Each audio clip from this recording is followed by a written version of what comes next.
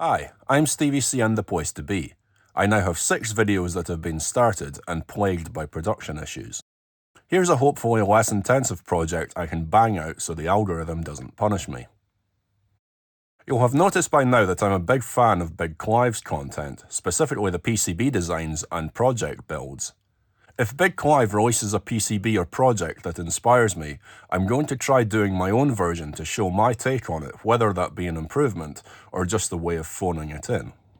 BigClive uses an electronics assembly frame purchased from a now defunct shop in Glasgow in the 80s. I use a slab of blue tack or a strip of Alex tape. BigClive made LED icicle or meteor lights using enamelled copper wire. I thought this was very fiddly and time-consuming, so I designed a PCB that, while itself took many hours and many revisions to design, can be assembled in minutes. BigClive built a freeform LED test tube sealed with resin. I designed the PCB for mine and sealed it with hot snot. I went on to design revisions for static neon and relaxation oscillator versions. Clive built a set of neon fairy lights, so I built a set of neon fairy lights, followed by a set of neon relaxation oscillator fairy lights, just because. It's probably just as well you can't copyright a PCB design, to the best of my knowledge, #NotLegalAdvice, or Clive would have done me by now. Anywho, carrying on with that theme. BigClive designed a neon fairy light PCB, and then made the files publicly available. But that would be too easy.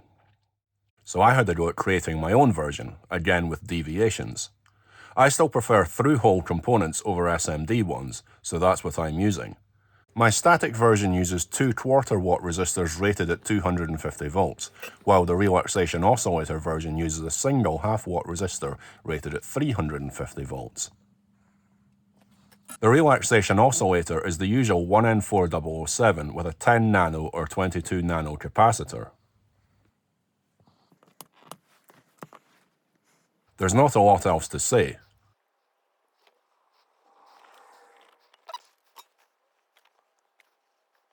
Live and neutral connect to each PCB on opposite sides for maximum isolation, aka kablamo prevention. For some semblance of safety, I'm reusing the double insulated wire from an old set of fairy lights. I kept these fairy lights thinking I may be able to convert them to LED in future, but I hadn't yet seen the BigClive tutorial on how to do so, so I stupidly didn't keep the blown bulbs in their lamp caps. Anywho, live and learn.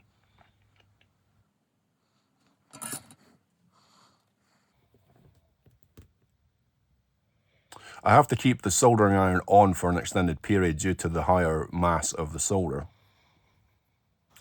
Once the connections are made, heat shrink sleeving is used to cover the live parts. I'm not really bothered about covering the glass neon lamp.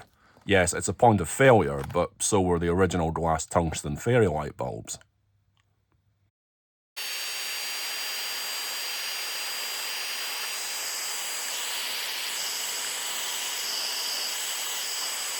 Thanks to the magic of making some earlier and editing, I now have a full set. Before plugging the set into the mains, I am testing for a dead short between live and neutral, just in case I've got something mixed up along the way.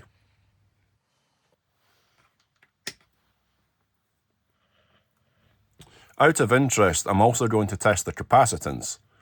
It does have a capacitance, however slight. After all a capacitor is just 2 conductive plates with an insulator material, just like a PCB with a connection on either side.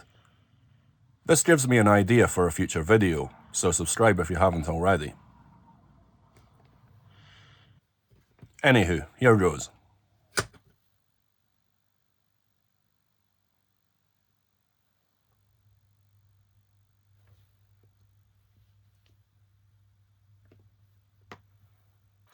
That noise is probably due to the type of capacitor I've used in there.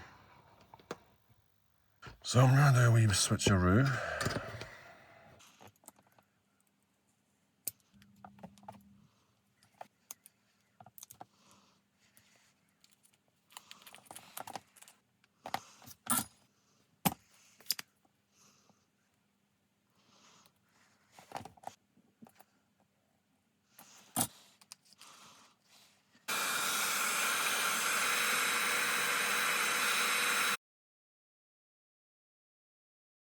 I'll have links to BigClive's original videos in the description box.